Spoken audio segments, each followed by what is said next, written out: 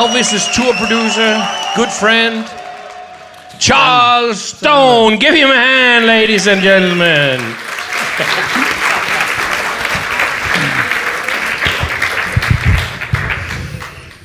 Yes? Are you all already wired up, ready to go? I think so. Yep. This is the hot seat today, right? Yes, and it is hot. Oh, this is not hot. Go to Dallas. Yeah. It was 100 degrees when I left home. Okay. When did you get into the music business? Oh, man, back in 1964, maybe, 63. Okay. Yeah. What did you do then? How did you... I mean, you were very young then, weren't you? I'm still very young, Paul. You're still very young. Up here. So how did you start? What was your first... I was driving a forklift on the dock at Texas Instruments, which is a semiconductor maker. Yeah. And my next door neighbors were in a band. I was going to school at night, working there in the daytime. Mm-hmm. And they recorded a record, and it started going up the charts. So one day, I was making $90 a week. This is where this story's going to go. But you could live on $90 a week back then. And so they said, would you make these 3 phone calls for us and book us, and it's $1,000 for each club that wants us, and we'll pay you 10%. Well, okay. Immediately I'm thinking, that's $100 per phone call. That's okay. And all 3 of the places bought the show. So in 20 minutes, I made $300. And I'm making $90 a week driving a forklift, right? Whoa, this might be a new career, right? So one day, that lasted a week, then they didn't have any more shows for a little while, but then one national booking agency called me that represents Creedence Clearwater, Little Richard, Fats Domino, etc. And they said, we want to buy one date on the 5 Americans, which was the name of the band. I said, okay, fine. He said, are you working for anybody other than them? I said, I'm not even working for them. They're just my neighbors. He said, would you come see me? I said, what about? He said, well, maybe a job. Well, yeah, Little Richard, Fats Domino, yeah. So I go meet with him. He says, you want to become a booking agent for our agency? Well, sure. How much are you going to pay? $90 a week. But I'm thinking, man, this could be an opportunity. So I took it. And boy, from that point on, life was good for me. You know, a long time at $90 a week, but it did go up.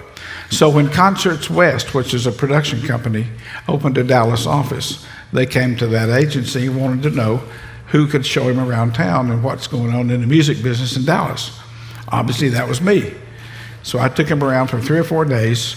His wife, my wife, we became friends. And so when he opened the office in Dallas, he hired me. $1,000 a week. So it was all worth it in the end, you know. And that's a company that got Elvis's tour, and so it all developed in my benefit. So that's when you came to know the Colonel and things like that, was that? Correct, so correct. How did he sort of got you over in his company? That's a fascinating story. Well, I was subcontracted to him. Yeah. He didn't actually pay me. Elvis didn't actually pay me, but Concerts West did. They just said, here, you go work with them, Elvis and the Colonel. So how it really started, how long, we got some time. Yeah. There's something about he phoned you up and things like that. I'm sorry? He phoned you up and say, No, not at all. Okay. I was out with Frank Sinatra. Yeah. Okay. And I get a call backstage from Jerry Weintraub. Come to Alabama tomorrow. You need to put tickets on sale. I said, what for? I'm out with Sinatra. We just got the Elvis tour. Oh man. I was an Elvis fan, by the way. When I was in the 7th grade, man, I idolized. I bought all the 45 records. So I said, you kidding me? He said, yeah. Well, this particular venue was where you have to hire bank tellers to run the box office. There was no staff. It was a do-it-yourself situation. And I had been there with Led Zeppelin and the group Chicago, etc. So I was the only one in my company that knew how to put it together there. So I go down there, I hire my tellers, I have all the tickets, we go on sale, and it takes maybe 8 hours, because don't forget, there's no computers then, you know, one ticket at a time, and 10,000 seats. So I had a phone number to call when I finished the show. After I did that, I balanced everything, and I called this phone number. And they answered. Some guy answered, and I said, "May I speak to Tom Hewlett or Jerry Weintraub?" "Who's calling?" I said, "Charles Stone." He said, "Are you in Alabama?" I said, "Yes." He said, "Well, this is the Colonel." Scared me to death. Yeah. Because in our industry, he was one of the King Kongs of it all. He was so well respected. And this was the first time you talked to him? First time I ever talked to him. I mean, I locked up. I didn't know what to say. And he said, "Are you in the box office?" I said, I called him, "Yes, sir." I started calling him sir right off the bat. He said, "I want you to open every drawer and see if there's any tickets left." I says, "Well, Colonel, I have balanced my money against my manifest." Mr. Stone got my attention. So I put the phone down on the counter and opened and shut the same drawer 6 times. No, sir, there are no tickets left. "You've done a good job, Mr. Stone. Come to California tonight. I want to visit with you." I said, "I'm supposed to go back with Sinatra tomorrow." "Just a moment." So he puts Jerry Weintraub on the phone. He says, "Charlie, come here. I'll send somebody else." Whatever. So I've only got 4 changes of clothes with me because I was only going to be 2 or 3 days with Sinatra. So I fly to California, and the next morning I drive the car to MGM Studios. Colonel has a whole sound stage on the back of the lot back there for his office. Now, don't forget, I'm a young guy, I'm 25 maybe, and when you pull up to the gate, the guard looks at you. I'm going to say, "Oh, okay," he checks you off, and he tells me how to get there. Well, as I'm driving through here, you see all these different costumes. They're making movies, real movies, all these costumes and lights and stuff. Man, this is so cool. This is show business. Oh, my God. I thought, I'm really going to enjoy this. So we get back to his studio, and I go in, and he has a male secretary, Jim O'Brien, and I'm Charles Stone. "Okay, fine, have a seat." So Tom Hewlett, my boss, comes out and says, "Just say hello to Charlie, we'll get with you later." I sit there all day. Nobody talks to me, not even the male secretary. I'm thinking, well, damn, 8 hours I'm sitting there and nobody says a word to me. At least they ordered a sandwich for me when they ordered lunch in. And I'm thinking, what's going on here? So when his day's over, Tom comes out and says, "Let's go to the hotel. We're going to have dinner tonight with the Colonel." "Oh, okay." So we all go to Trader Vic's in Beverly Hills, which is an exotic kind of restaurant. And it's Colonel Parker, 4 or 5 RCA record executives, a couple of Colonel's friends, Tom Hewlett and myself. So we all order. Colonel's at the head of the table. And when the food comes, I start to eat, and Tom said, "Not yet." Okay, so I figure, well, it's fixing to be a prayer. What else do you not eat?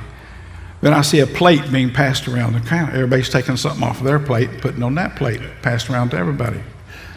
And Tom said, he's whispered, he said, "Take something off your plate and put it on there." So what? He said, doesn't matter what it is. Well, I had one of those, plantain bananas or whatever it is. There you go. It goes around, and they set it right in front of Colonel Parker. Okay. I'm sitting there looking, I said, what the hell? Yeah. So anyway, then we get to eat, okay? And still nobody talks to me. So I'm sitting there, I've been there all day, and the only person I talk to is my boss, and nobody else has said a word to me. Mm-hmm. And so here comes the waiter with the check. Obviously, he goes to the head of the table. He puts the check in front of Colonel.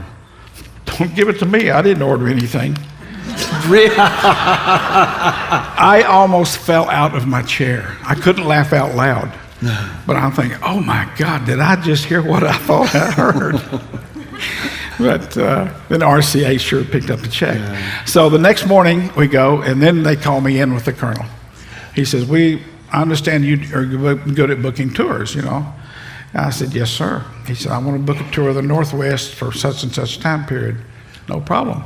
So I go to another office, and in 2 hours, I had a whole tour put together, because that's what I do. I come back, and he says, "You have a problem?" I said, "No, I'm done." "You can't be done. You hadn't gone long." I said, "Colonel, this is what I do." So from that day on, that's all I did was the Elvis shows. Colonel took an instant liking to me immediately. And so I started putting all those shows together. What I had to do when I put them together is pick the venue, book the dates, and make sure the trucks could get there in time. Order the tickets, but I had to go in each venue, how many tickets at what price and where they were. And then every time we'd go, all the shows went on sale the same day at the same time. and we put a monitor, which is someone in each box office, to make sure that the people that camped out in the front got their front row seats, because we don't want anybody pulling tickets and holding them for friends and family. So I guess after the first tour, man, I was locked in and couldn't get out. Now, my first meeting with Elvis, I was told, don't speak to Elvis. But my job was to meet him when he comes in the door and walk him to the dressing room. Now, don't forget, I've been out with Led Zeppelin. We're all friends with the bands. When you work with them, you talk to them. You communicate. So as we're walking down the hallway, Elvis is next to me and say Joe Esposito or Sonny or somebody. I'd have to lean around to Elvis and say, go down, we're going to turn right here or left or whatever. And after about a week, we're going down this long hallway. Elvis grabs me by the arm. Who are you? I'm thinking, well, am I supposed to talk to him or not? You know, do I answer? I said, I'm Charles Stone. I work for Mr. Weintraub, Mr. Hill. He said, I'm Elvis Presley. Okay. As if you don't know that, right? And I said, well, very nice, Elvis. He said, you've been here all this time. I just didn't know who you were. Because come to find out, Elvis's backstage nobody was back there, not even a venue manager. He didn't want to see anybody he didn't know. Well, obviously, he didn't know me. So, but after we got introduced to what the situation was, we became friends. And the rest is history on that situation. And after about a year and a half of working with him, I forgot what city it was in, Joe Esposito comes out after Elvis is in the dressing room and said, Elvis wants to see you.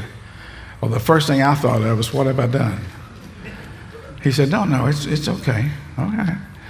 So, no, it was Sonny West. I'm sorry. The other one, Joe, I get to in a minute. And I said, what is it? He said, no, it's all good. Come on. So I go back to the dressing room, walk in, and Elvis is standing there. And he sees me, starts smiling. He says, come here. I'm still wondering what I did, right? He said, you've been with us now and doing a good job. Come here. And he opens a box and takes this and puts it around my neck. Okay. I wanted to cry. I mean, you just don't. When you get a TCB from Elvis, that's very special. Yeah. So I was sitting there thinking, I can't cry in front of him. So he said, welcome to the TCB Club. And I said, boy, thank you, Elvis. I said, but I need to get back out and get your show ready for you. He said, okay, I just want to be sure you had it. I go out the door and I had to wipe my eyes. But that was my most special moment with him. That's when he gave me that. And after that, I mean, you did all these shows. What was the biggest venue? Pontiac Stadium.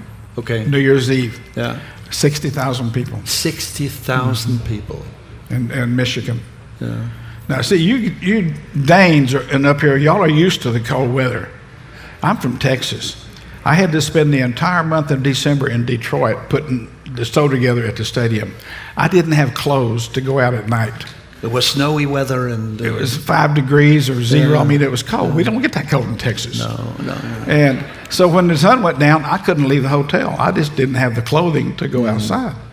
And I said, this sucks. I can't go out to a club or a movie or nothing.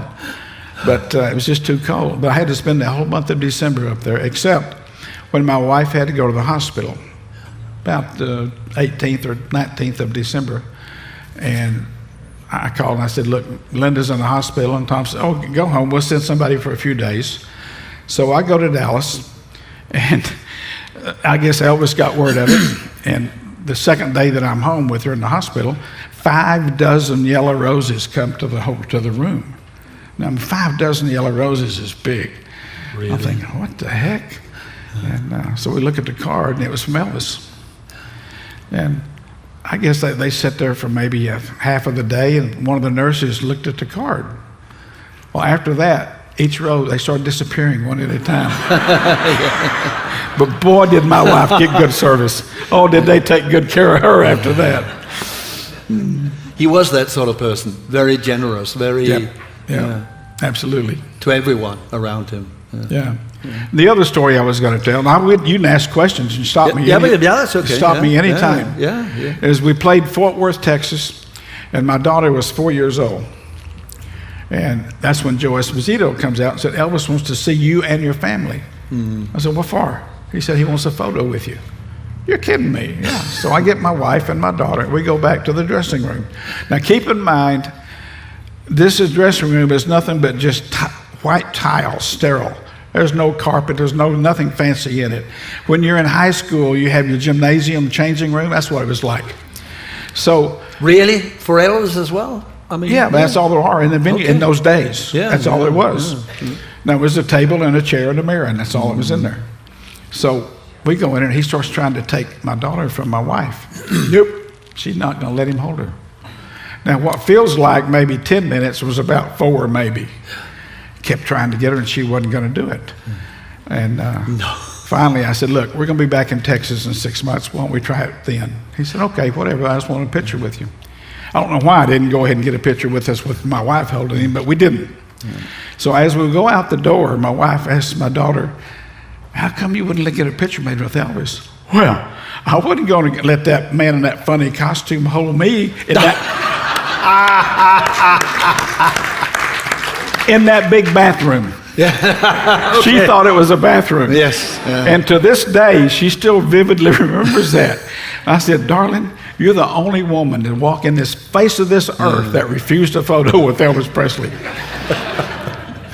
It's funny you say that, because nowadays artists have a long list. They have, as they call a writer. Elvis didn't have that, or No, no special. See, I made all that up. That was all my responsibility. Yeah, okay. Yeah. But all Elvis, and Elvis didn't drink Coca-Cola. No. But in the requirements, I don't have any idea who started it. Probably Esposito. Yeah. Was 6 Cokes, 6 cups of empty cups, and 1 bucket of ice. Okay. That's it. That's what it. That's it. If James Burton or Ronnie Tutt wanted something to drink, concession stand. Yeah. We didn't even have water backstage. Of course, there wasn't bottled water then. Okay. If you want a hot dog, go out. You know, they had per diem, so they ate before they came over. Yeah. But there was no catering whatsoever, as to what, like I say, the groups now. But we had no catering food at all. And but Elvis came in with his own Mountain Valley water. Yeah. That went on until his death, correct, more or less. Correct. All this. Yeah. There were no complimentary tickets to any Elvis Presley show. No. Everybody bought their tickets, even Elvis. On the first day of the tour, I would give Joe Esposito 10 tickets to every show that we had for that particular tour, and he would give me a check from Elvis, signed by Elvis, for all the tickets. Yep. Okay. If my wife came, I paid for hers. Yeah. Well, not really, but since I was controlling the tickets and the money, I could play some games, you know. But theoretically, all the tickets were paid for. But and Elvis's tickets, if Elvis gave you a ticket, said, here, be my guest tonight, it's 15 rows back or better. It wasn't anywhere close to the front. So he wanted all the fans that stood in line and camped overnight to have the seats up front. So he loved us, and the fans came first for everything. Yeah. But fantastic. Yeah, no complimentary tickets. However, one particular night, now, as you know, the orchestra is behind, 4 or 5 tiers up, you can't see behind. Elvis walks behind the orchestra, which he's never done in his entire life. Now, Sam may have told this story last year, I don't know. And he goes back and throws a scarf all the way to the floor. Nobody tries to get it. No. He takes another one off and throws it. Nobody, and the look on his face was priceless, because in the front of the stage, it's a war zone. So he comes back around, didn't say anything. And in the front of the stage, if the police aren't really doing their proper job of keeping people away, not because of security for Elvis, but Elvis wanted the people on the front row not to have anybody standing in front of them blocking their view. He wanted everybody to see. That was the purpose of the front stage security.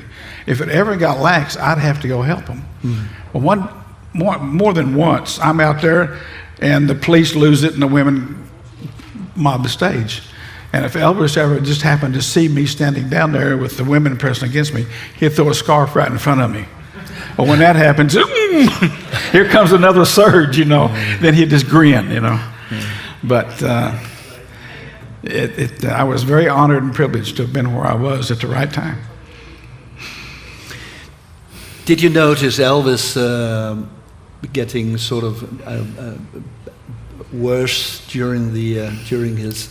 When you say worse, you can worse, see. but In other words, did we see it coming? No. Oh. But did you see his decline? We could, yeah, because he got a little puffy and stuff. Yes, that's what but I meant. Did we see his death coming? Absolutely not. Absolutely not. He continued being very professional. Yeah. And, Now, one other time in Baton Rouge, Louisiana, we did the front half of the show with the Sweets and Jackie Kahane. Elvis came in always when he does, but he couldn't blink his eyes. His eyes had dried out for whatever reason, and he couldn't do the show. I said, well, I am not going to go out there and tell these people Elvis is not going to be here tonight after we already did half the show. The Governor Edwards was in the audience, so I went out and got Governor Edwards to come in, and he went and told him, and Elvis went straight to the hospital. But we replayed the date 2 or 3 months later, but he couldn't blink his eyes. Whatever medication or whatever he was doing, it dried his eyes up. Other than that, that was the only time we ever had any problem whatsoever. what was the final show before his death? Indianapolis. In Indianapolis. Yeah. And a funny story about Indianapolis is Joe comes in and Elvis and said, you got any money, Charlie? I said, why? Well, Elvis needs some money. Elvis needs, because he never carried cash, as you had probably heard. And I said, I had $536. I'll never forget this. He said, well, we need $500. I said, okay, fine. Elvis wrote me a personal check for $500 that night. So I put it in my pocket. And I didn't fly with him that night because that was the last night of the tour. He was going to Memphis, and I was going to catch a commercial plane to Dallas the next morning. So I'm thinking, I wonder how much a cab fare is to the airport, not knowing. So I asked, screw it. So I went in the box office and cashed that check. I'm still kicking myself. That could have been one of the very last checks he ever wrote. Yeah. But I didn't know if I had enough money to get to the airport. But you also knew that you'd see him again at that time, you know, so nobody knew. Where were you when he died, when you heard about it? I was in the suite with Colonel Parker in Maine, because we had a show that night. I'd always go in a day early for the first show. We set up a day early instead of setting up the day of the show, so we were ready to go.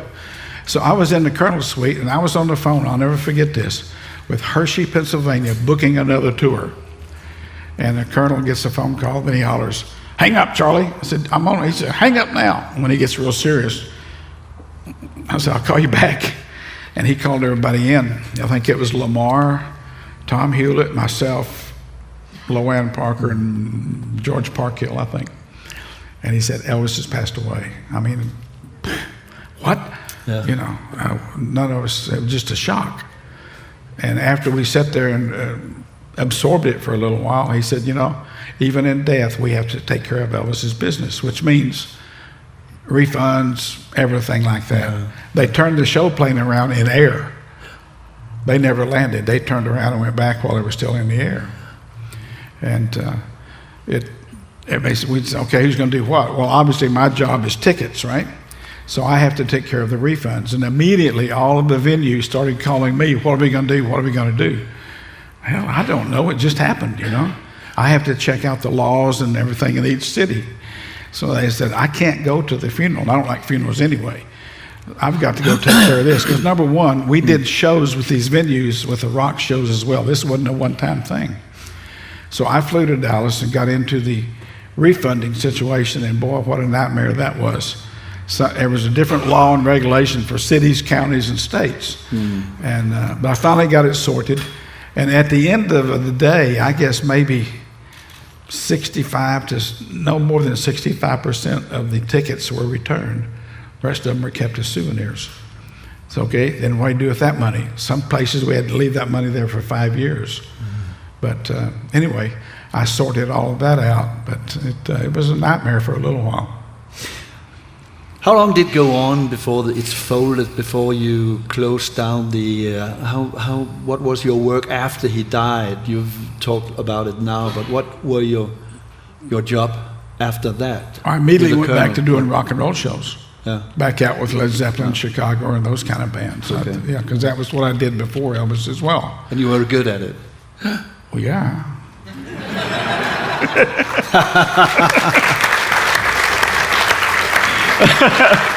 Well, not bragging on myself, but I was. But keep in mind, When Elvis got the comeback special and wanted to come back to work, he had Mr. Diskin, who used to do it all in the 50s. Well, it's a different world out there in the 70s. And when we put our PA system with the show, Elvis had never, ever had a monitor.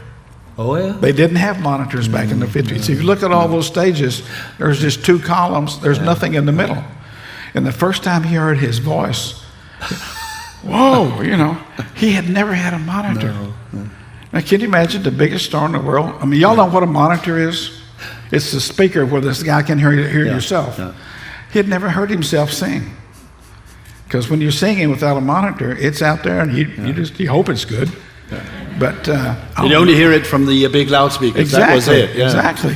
But he had never had a monitor, man. But that was priceless. So it all. We want to hear after that. You certainly got involved in some Elvis shows. Tell us about that. I'm sorry? Some of the Elvis shows you did some years ago. The Elvis tribute shows. Yeah. Okay. Yeah, that's okay. what. Yeah. Okay. Well, after tribute. Elvis died, I went 25 years doing nothing Elvis. I did videos for British Caledonian Airlines. I managed country music, nothing Elvis whatsoever. My neighbors didn't even know I worked for Elvis, even when Elvis was there. I'd be gone 30 days, come back, and I looked like a drug dealer. I don't know if you saw our pictures or not. We all looked like a bunch of drug dealers back then. And I'm sure my neighbors thinking, what does he do? Because I never told anybody. Because number one, I controlled all the tickets. And I'm going to get off on a tangent here. So one summer day, I came home from a tour, and it was August or July, but it was more hot than this. And my wife says, you got to mow the yard. Don't you know where I was last night? I said, I better go out and mow. So I'm out mowing sweaty, nasty dirt. I go in for a drink. So you finished? And I said, no. I said, don't you know where I was last night? Who I was with? Shut up and mow. She did not care. Now, she's friends with Elvis, too. But she said, when you're home, you're home. When you're him, with your him, you're him. It's a difference. But anyway, so after 25 years, I get a call from the Hard Rock Cafe in Dallas, Texas. Said, we heard you used to work with Elvis. Yeah, where'd you hear that? Because I still hadn't told anybody. I said, yeah, I did. Why? He said, well, we're having an Elvis contest. Would you come be a judge? I said, no, thank you. I knew nothing about someone doing Elvis. No. Can I back up here? Because it's going to say something here. Yeah. Remind me where I'm coming back to. Yeah. Denver, Colorado. We played in Denver. And before the show, we're all backstage. There's curtains. We hear oohs and ahs.